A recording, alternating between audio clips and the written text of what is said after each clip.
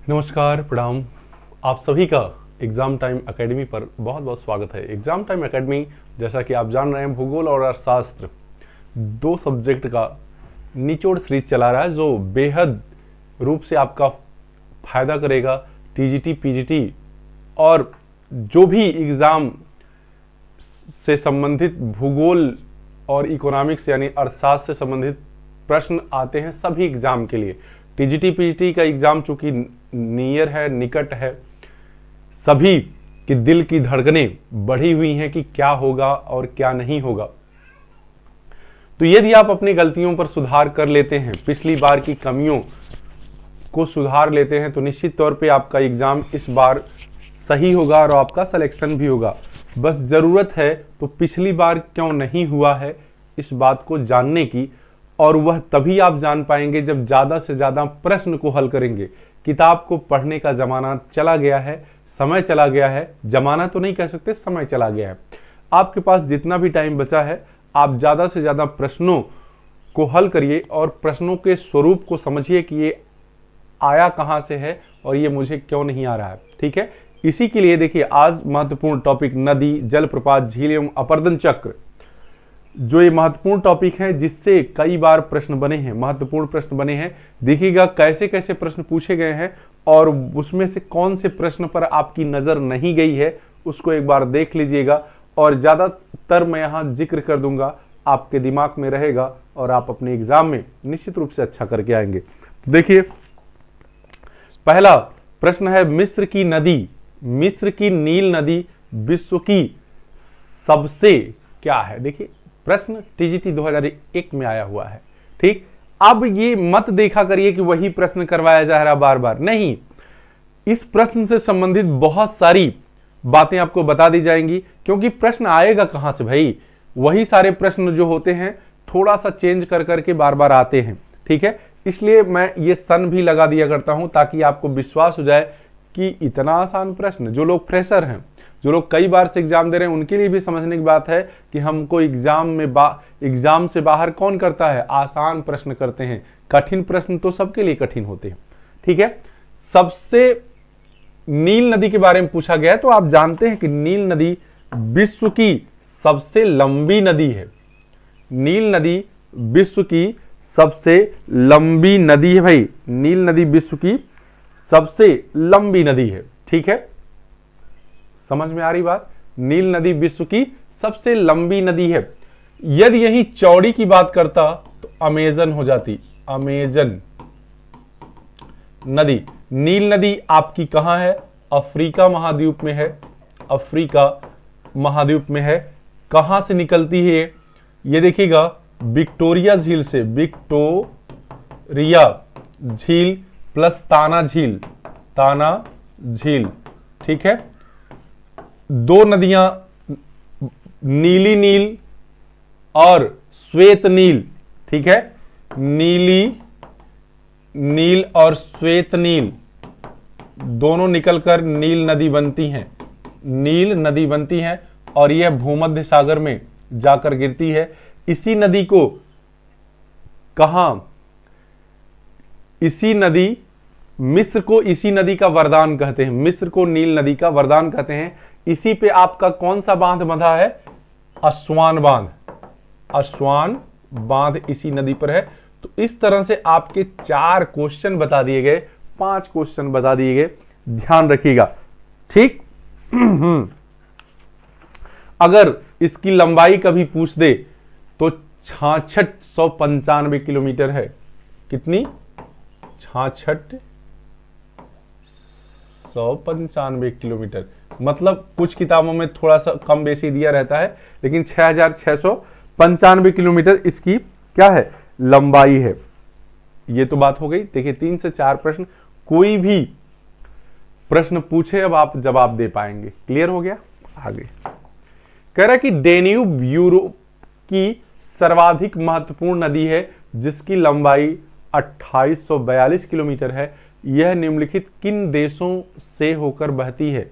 तो देखिएगा डेन्यूब जो है यह यूरोप की दूसरी बड़ी नदी है। सबसे बड़ी नदी कौन सी है, वोल्गा है। ठीक, यूरोप की सबसे लंबी नदी, सबसे लंबी नदी की अगर बात करेंगे तो वो वोल्गा है। कौन सी है? वोल्गा। ठीक है। और ये जो डेन्यूब है, न्यूब जो है ये दूसरी लंबी नदी है। क्लियर? यह नदी बहुत से देशों से होकर जाती है। तो कह रहा उपयुक्त में से किससे होकर जाती है? तो Austria, Bulgaria, Hungary, Czechoslovakia, Yugoslavia, Romania. ठीक है। मैं आपको बता दूं तो इसमें से जितने भी देश हैं सभी से होकर यह प्रवाहित होती है, यानी उपरोक्त सभी। यानी देखो, एक देखिए, 2 3 4 5 6। ठीक है। सभी देशों से होकर जाती है, सभी देशों से होकर जाती है। इसके अतिरिक्त, ठीक, इसके अतिरिक्त आप जर्मनी इसमें नहीं दिया है, जर्मनी का नाम भी लिख सकते हैं, जर्मनी। ठीक है। जर्मनी से भी होकर जाती है। बहुत सारे देश की राजधानियां भी इस पे स्थित हैं। तो ये प्रश्न आपका जो भी पूछा जाएगा अब सही हो गया, सभी देशों से होकर जाती है। इसी में से चेंज कर देगा, कोई अलग देश का नाम डाल देगा और कहेगा नहीं जाती बताइए। तो आप ये ध्यान रखिए। आगे है कि निम्नलिखित में से कौन सी नदी भूमध्य रेखा को 2 बार काटती है? ये प्रश्न टीजीटी 2013 में हमसे टकराया था। ठीक है। जब सिलेक्शन नहीं हुआ था, 13 में सिलेक्शन नहीं हुआ, वो कारण था आपका 21-20 की जो वैकेंसी थी उसमें हुआ है, और जबरदस्त तरीके से हुआ है, क्योंकि हम में कमियां थी, हमने अपनी कमी को दूर किया। ज्यादातर प्रश्नों को हल करके, पढ़ा तो बहुत था लेकिन वही प्रश्न के स्वरूप पर चर्चा नहीं किया था, इसलिए दिक्कत हुई 2 बार। ठीक है। देखिएगा, तो इसमें कांगो और जायरे दोनों ऑप्शन सही हैं। कांगो और जायरे दोनों ऑप्शन सही हैं। ये भूमध्य रेखा को अफ्रीका की दोनों नदी हैं, अफ्रीका की, कहां की? अफ्रीका की दोनों नदी हैं, और भूमध्य रेखा को ये 2 बार काटती है। किसको? भूमध्य रेखा को 2 बार। ठीक है। अब देखिए, अगर 2 बार काटने वाली बात है, 2 बार, क्योंकि कांगो की सहायक नदी है जायरे, इसलिए कांगो जायरे दोनों सही करता है। भूमध्य रेखा की बात आ गई। अब आ जाए मकर रेखा को। मकर रेखा को 2 बार काटने वाली नदी, 2 बार काटने वाली नदी, तो कौन सी हो जाएगी? लिम्पोपो नदी। ठीक है। यदि कर्क रेखा की बात कर दे जाए तो आपके देश की नदी है बनास। कर्क रेखा को कौन सी नदी? बनास 2 बार काटती है। तो इस तरह से ये सारे प्रश्न के आंसर आपके कुछ भी पूछे नदी के बारे में, ये सही हो जाएगा, आप सही कर लीजिएगा। ठीक। हाँ, अगला प्रश्न देखिएगा। अगला प्रश्न कौन सा है? ठीक है। अगला प्रश्न आपका है कि किस नदी का मुहावना सर्वाधिक समय तक बर्फाच्छादित रहता है? मतलब मुहावना बर्फ से ढका रहता है। सेंट लॉरेंस, पोटोमैक, कॉलोराडो और मैकेंजी। ठीक। तो ये देखिए, पीजीटी 2004 में ये प्रश्न आया हुआ है, फिर आ सकता है। ठीक है। तो इसमें से जो नदी है मैकेंजी नदी, इसका मुहावना जो है साल भर, मतलब सर्वाधिक समय, साल भर में सबसे अधिक समय तक बर्फ से क्या होता है? ढका रहता है, बर्फ से ढका रहता है। ये प्रश्न सेंट लॉरेंस, ये कहां की नदी है? आप जानते हैं यह उत्तरी अमेरिका की नदी है। पोटोमैक भी वहीं की है, कॉलोराडो भी वहीं की है, मैकेंजी भी वहीं की है। चारों नदियां हैं अमेरिका की, लेकिन चारों में विशेषता बर्फ से आच्छादित रहने की वो किसकी है? मैकेंजी नदी की है। ध्यान दीजिएगा, मैकेंजी। प्रश्न 5वां हो गया है। ठीक है। आगे देखिएगा, इसके बाद मैं बात करूं अगले प्रश्न की, तो कह रहा है कौन सी नदी सबसे बड़ा डेल्टा बनाती है? कौन सी नदी सबसे बड़ा डेल्टा बनाती है? देखिए, डेल्टा शब्द हेरोडोटस ने सबसे पहले दिया था नील नदी का, जब ये भ्रमण कर रहे थे। तो डेल्टा शब्द से 2-3 क्वेश्चन बनता है डेल्टा, ये अंग्रेजी के अक्षर डेल्टा जैसा स्वरूप बनता है, डेल्टा। यह शब्द किसने दिया? तो हेरोडोटस ने। शब्द हेरोडोटस ने, क्योंकि ये है किसके पिता? वैसे इतिहास के पिता हैं ये, लेकिन इन्होंने सबसे पहले दिया है। डेल्टा देखिए, सबसे चर्चित डेल्टा चापाकार डेल्टा और पंछीपाद डेल्टा है। चापाकार डेल्टा सभी नदियां लगभग बनाती हैं चापाकार डेल्टा, जैसे गंगा हो गई आपकी चापाकार डेल्टा बनाती है, नील नदी चापाकार डेल्टा बनाती है। जो डेल्टा के संबंध में पूछा था पंछीपाद डेल्टा, ठीक है, पंछीपाद डेल्टा, तो ये मिसिसिपी नदी बनाती है। ये कहां की है? मिसिसिपी नदी, ये उत्तरी अमेरिका की नदी है, पंछीपाद डेल्टा बनाती है, ठीक है।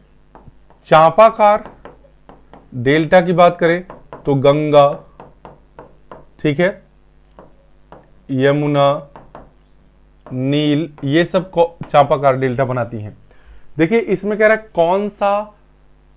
कौन सी नदी सबसे बड़ा डेल्टा बनाती है, तो इसमें जो नाम दिए हैं वहां से पूछा गया है, जो नाम दिए हैं वहां से पूछा गया है। तो देखिएगा जो नाम दिए हैं उसमें सबसे बड़ा नाम ह्वांगहो नदी, ठीक है, इसको, ये चीन की नदी है, कहां की? चीन की नदी है, इसको पीली नदी के नाम से भी जानते हैं, पीली नदी के नाम से जानते हैं। तो यह सबसे बड़ा डेल्टा बनाती है। वैसे यहां से पूछ दिया विश्व का सबसे बड़ा डेल्टा कौन बनाता है? विश्व का सबसे बड़ा डेल्टा अगर बात करें डेल्टा, तो ये कौन बनाता है? गंगा ब्रह्मपुत्र, गंगा एवं ब्रह्मपुत्र नदी। समझ में आई बात? इसके बाद अगर किसी का डेल्टा है तो मेकांग का है, लीना का है, इसके बाद ह्वांगहो का है। मेकांग नदी, फिर लीना नदी, यह यूरोप की नदी है, ठीक है। मेकांग भी चीन की नदी है, लीना यूरोप की नदी है, ठीक है। इसके बाद ह्वांगहो है, ठीक है। इसके बाद आपकी मिसिसिपी है, मिसिसिपी। तो आप कोई भी प्रश्न आपसे पूछे, सबसे बड़ा डेल्टा गंगा और ब्रह्मपुत्र का, उसके बाद मेकांग, लीना, ह्वांगहो तथा मिसिसिपी, लेकिन इसमें से सबसे बड़ा डेल्टा किसका होगा? ह्वांगहो का होगा। आइए, कह रहा है कि नदी तटीय नगरों एवं उनकी नदियों के जोड़े प्रस्तुत गलत को बताना है। कभी कभी क्या होता है कि हम प्रश्न को पढ़ते समय ध्यान नहीं देते कि पूछा क्या है और प्रश्न हमारा गलत हो जाता है, ठीक है। तो गलत जोड़ा ढूंढना है। लंदन टेम्स नदी ये तो सही है, पेरिस सीन नदी ये भी सही है, न्यूयॉर्क पूछा है, ठीक है। न्यूयॉर्क मिसिसिपी नदी के किनारे नहीं है, न्यूयॉर्क मिसिसिपी के किनारे नहीं है। न्यूयॉर्क जो है, ठीक है, वो किसके किनारे है? हडसन नदी के किनारे। न्यूयॉर्क किसके किनारे है? हडसन नदी के किनारे। न्यूयॉर्क किस नदी के किनारे है? हडसन नदी के तट पर स्थित है, ठीक है। और दिल्ली आपकी यमुना नदी के किनारे है। तो बाकी सब सही है, न्यूयॉर्क गलत है, ठीक है। हाँ, आगे है कि नियाग्रा जलप्रपात किस देश में स्थित है? नियाग्रा जलप्रपात किस देश में स्थित है? क्या जापान में, दक्षिण अफ्रीका में या ब्रिटेन में? तो नियाग्रा जलप्रपात, पहली बात तो उपयुक्त में से कोई में से नहीं है, ठीक है, क्योंकि ये यूएसए में है। कहां है? यूएसए में है, संयुक्त राज्य अमेरिका में है, ठीक। किस नदी पर है? तो ईरी और ओंटारियो किस बीच एक नदी है जिसका नाम है नियाग्रा, ठीक है, जिसका नाम नियाग्रा। तो ओंटारियो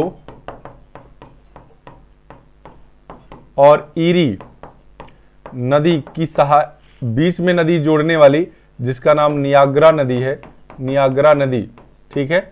यह विश्व का सबसे बड़ा विश्व का सबसे बड़ा जलप्रपात है, तो ये आप जान लीजिए। क्लियर। तो इस तरह से एक एक प्रश्न के साथ 3-3, 4-4 प्रश्न की व्याख्या की जा रही है, जो आपको नोट कर लेनी चाहिए। अगर नहीं आ रहा है तो, आ रहा है तो कोई बात नहीं है। ठीक। करत करत अभ्यास के जड़मति होत सुजान, रसरी यावत जात के सिल पर पड़त निशान। आप एक बार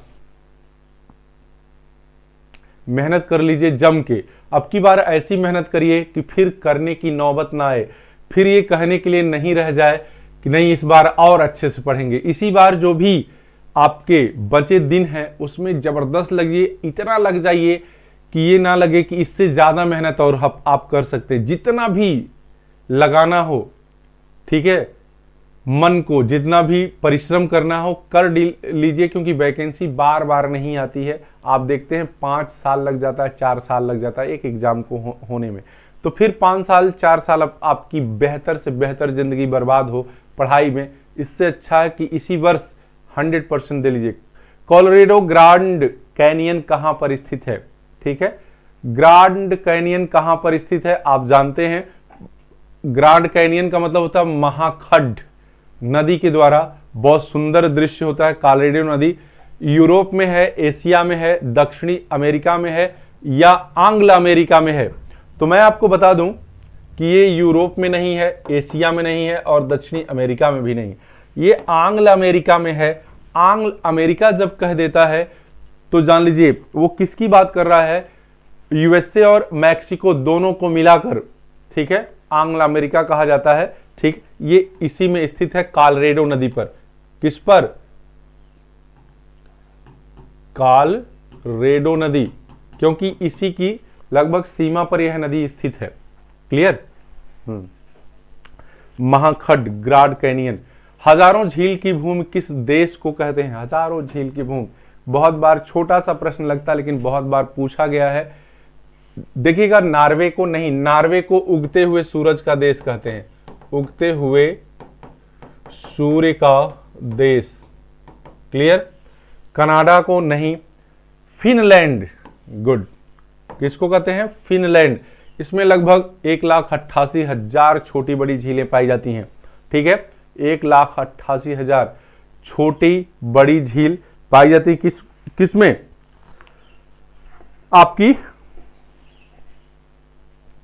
आपके फिनलैंड में। ठीक है, 1,88,000। साइमा जो है, साइमा सबसे बड़ी झील है यहां की, साइमा सबसे बड़ी झील है, ये जान लीजिएगा, सबसे बड़ी झील है। अब यहां से पूछा जा सकता है कि विश्व की सबसे बड़ी मीठे पानी की झील, तो वह कौन सी है? विश्व की सबसे बड़ी मीठे पानी की झील है सुपीरियर। कौन सी है? सुपीरियर। और भारत की सबसे बड़ी मीठे पानी की झील है तो बूलर। ठीक है, बूलर। भारत की सबसे बड़ी खारे पानी की झील है तो चिल्का, जो लैगून झील है। क्या है? चिल्का, लैगून। ठीक है, सबसे गहरी झील विश्व की तो बैकाल। कौन सी है? बैकाल झील। आइए आगे, कह रहा है कि कोलोराडो, आगे चलेंगे। कैस्पियन सागर या झील अवस्थित है? पूर्णतः यूरोप महाद्वीप में नहीं, यह भी गलत है। ठीक है, पूर्णतः एशिया महाद्वीप में नहीं, कुछ अफ्रीका और कुछ एशिया में, यह भी गलत है। कुछ यूरोप और कुछ एशिया में, तो यही ऑप्शन सही है आपका। ठीक है, कैस्पियन सागर या कैस्पियन झील आप देख रहे होंगे इसी तरह का बना होता है, इसी तरह का इसका स्वरूप है, जो यूरोप और एशिया के बीच सीमा निर्धारित करता है। यूराल पर्वत, कैस्पियन सागर और ब्लैक सागर, ये यूरोप और एशिया की सीमा निर्धारित करते हैं। कैस्पियन सागर या झील कह सकते हैं। आगे कह रहा है कि पेरिस किस नदी के किनारे अवस्थित है? पेरिस किस नदी के किनारे स्थित है? ओटोवो, टाइन, सीन। ठीक है, तो पेरिस जो है सीन नदी के किनारे स्थित है। सीन, पेरिस किस नदी के किनारे स्थित है? सीन नदी के किनारे। देखिए छोटा सा प्रश्न है लेकिन नंबर आपको उतना ही देगा। अब आ गया है, ये भी कंफ्यूजन में गलत हो जाए तो कोई मतलब नहीं है। निम्नलिखित में से कौन सा सुमेलित नहीं है? कौन सा सुमेलित नहीं है? Chicago, Michigan, Duluth, Superior, Toronto, Huron या बिफेलो इरी झील। ठीक है, तो देखिएगा जो ये झीलें हैं पहले तो उसको समझ लीजिए। ये झीलें हैं सभी अमेरिका की। आप तब तक आंसर लगाइएगा। ये सभी झीलें कहाँ की हैं? अमेरिका की झीलें हैं। और मुख्य रूप से अमेरिका और कनाडा की सीमा रेखा पर स्थित ये झील है। इसको अंगुली के आकार की झील भी कहते हैं। क्या कहते हैं? अंगुली के आकार की झील भी कहते हैं। ठीक है, देखिए ये आपकी है सुपीरियर, ये है मिशिगन, ये है ओंटारियो, ये है इरी। ठीक है, कौन सी? इरी। अब देखना आपको, देखिए इनको होम्स झील के नाम से जानते हैं, HO होम्स झील। ठीक है, ह्यूरन, ये आपकी ह्यूरन है, ह्यूरन। इरी ये है ओंटारियो, रियो। ठीक है, ये सही। देखिएगा ये सभी झीलें 1 2 3 4 ये संयुक्त रूप से कनाडा प्लस यूएसए दोनों की सीमा पर स्थित हैं। कनाडा प्लस यूएसए दोनों की सीमा पर मिशिगन ये पूर्ण रूप से पूर्णतः कहां? यूएसए में है, पूर्णतः यूएसए में है। ये ध्यान दीजिएगा। अब आप देखिए कौन सा सही नहीं है, कौन सा सही नहीं है। तो देखिए टोरंटो जो है ये ह्यूरन पर नहीं है, टोरंटो जो है ह्यूरन पर नहीं है। ये देख लीजिएगा, टोरंटो शहर ओंटारियो पर है। किस पर है? ओंटारियो पर है। बाकी सभी चीजें सही हैं। शिकागो मिशिगन पर है, देख लीजिए शिकागो किस पर है? मिशिगन पर है। डुलुथ शहर सुपीरियर पर है, डुलुथ शहर सुपीरियर पर है। टोरंटो किस नदी पर है? ओंटारियो पर है। ठीक, बुफेलो जो है इरी पर है, बुफेलो। तो इस तरह से ये आपका सही होगा। और सभी झील को होम्स झील या अंगुली के आकार की झील के नाम से जानते हैं। ये महान झील भी कहलाती हैं, महान झील। आगे कह रहा है कि सूची 1 और 2 का सुमेलन कीजिए नीचे दिए गए कूट से। ठीक, देखिए बांध एक तरफ दिए गए हैं, एक तरफ दिया गया है क्या? एक तरफ दिया गया है आपका शहर, अरे नदियां। तो देखिएगा कौन सी नदी कहां, पहले जो जान रहे हैं उसको मिलाइए। नील नदी अस्वान बांध। ठीक है, नील नदी अस्वान बांध। अब देखिए ये थोड़ा सा ऐसे और करना चाहिए था, ये इस तरह से मिलाइएगा। देखिए ये इसके साथ है, ये इसके साथ, ये इसके साथ और ये इसके साथ है। ठीक है, सी में ए ऑप्शन है, सी में देखिए एक है कोई, हाँ ये। अब बचा ये दोनों कट गए, इस तरह से मिलाया जाता है। ये दोनों कट गए, कंफ्यूजन की स्थिति सी और डी में है। अब एक नदी और मिलाइएगा। ठीक है, एक नदी और मिलाइएगा। आपको कॉलोराडो या करीबा बांध मिला लीजिए, करीबा। ठीक है, जाम्बेजी नदी, जाम्बेजी नदी पे आपका कौन सा बांध है? करीबा। ठीक है, जाम्बेजी नदी पर कौन सा बांध है? करीबा। डी में देखिए 2, यानी ये सही 100%। सी, अच्छा अभी भी नहीं सही होगा क्योंकि ये दोनों ऑप्शन, एक मिनट, हाँ अभी भी नहीं। देखिए दोनों ऑप्शन मिल रहे हैं, एक चीज मिलेगा पनामा नहर इटापू, बी में 3, बी में 3 देखिए किसमें, यानी 4th सही है। किसमें? 4th सही है। डी ऑप्शन सही है, पनामा इटापू। पहली बार सुने होंगे। देखिएगा इसी तरह से प्रश्न आते हैं और गलत हो जाते हैं। ठीक, कॉलोराडो को मिलाइएगा हूबर से, ए में 4, कॉलोराडो पर कौन बांध है? हूबर।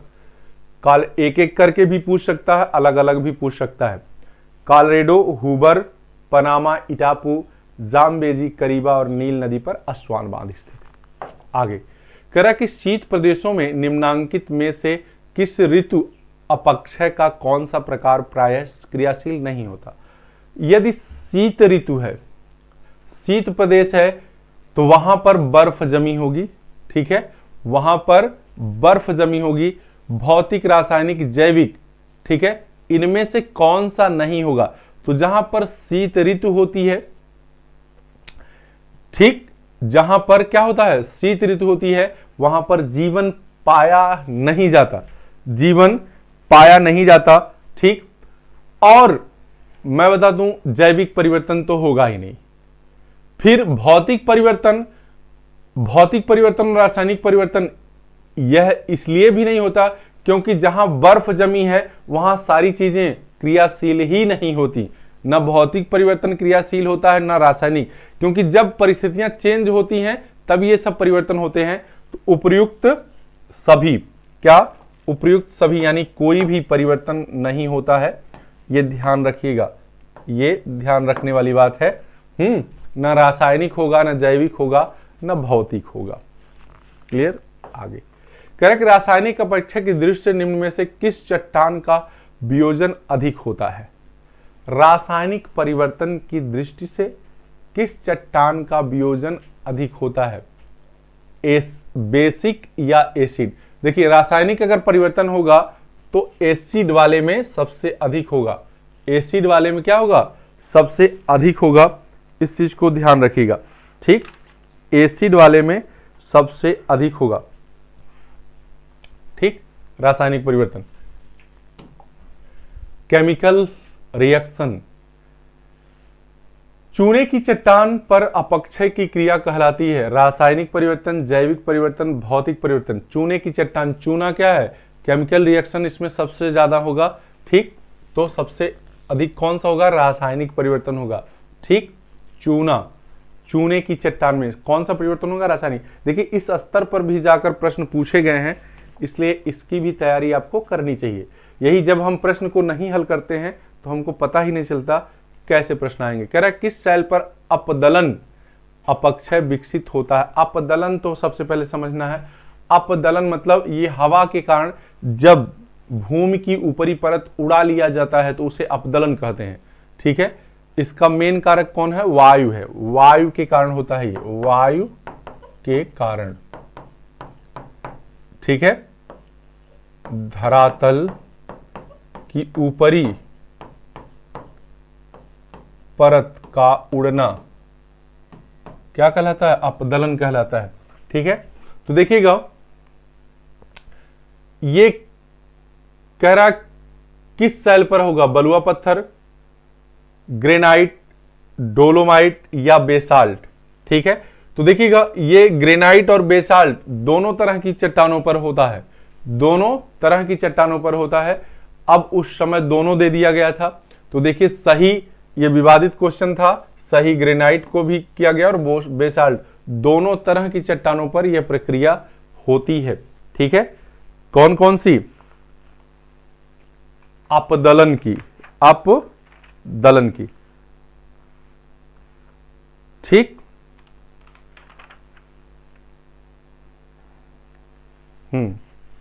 आइए आगे। कह रहा है कि भंजन, सैटरिंग की प्रक्रिया में चट्टानों का विघटन होने लगता है तथा चट्टानें टूटकर बिखरने लगती हैं।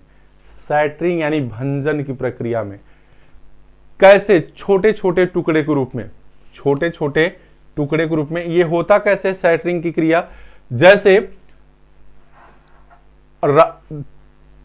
जब दिन है तो दिन के समय बहुत ज्यादा टेम्परेचर हो तो चट्टानें क्या होती हैं? फैल जाती हैं चट्टानें, क्योंकि उष्मा प्रसार उसमें होता है। और जब रात में एक बैग शीत पड़ती है तो वो चट्टानें सिकुड़ना चाहती है, इसलिए वह छोटे छोटे परतों के रूप में, टुकड़ों के रूप में क्या होती हैं? टूट जाती हैं, जिसको सैटरिंग या भंजन कहते हैं। शैटरिंग या भंजन। ये ताप में तापांतर के कारण है, ताप में अंतर के कारण। ठीक, कह रहे ऑक्सीडेशन की क्रिया से निम्नलिखित किस प्रकार की चट्टानें अपघटित होती हैं? ऑक्सीडेशन, ऑक्सीकरण भी इसे कहते हैं, ऑक्सीकरण, ऑक्सीकरण।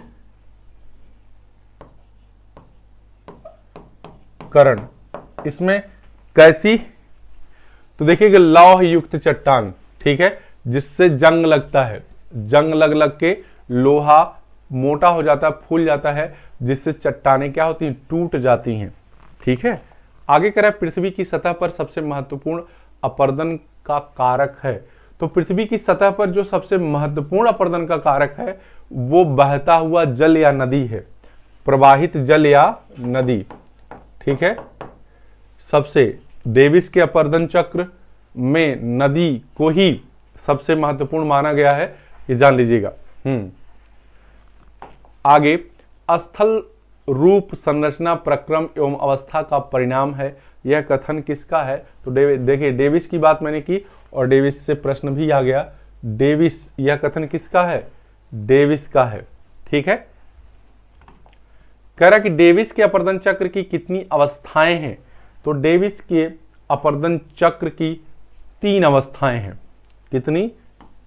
3 अवस्थाएं हैं। ठीक, डेविस के अपरदन चक्र की कितनी अवस्थाएं हैं? 3 अवस्थाएं हैं, युवावस्था, प्रौढ़ावस्था और जीर्णावस्था यानी वृद्धावस्था। ठीक है, क्या क्या? युवा,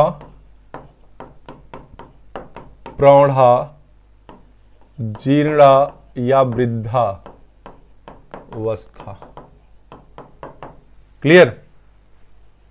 आइए आगे बढ़ते हैं। धीरे धीरे ही सही,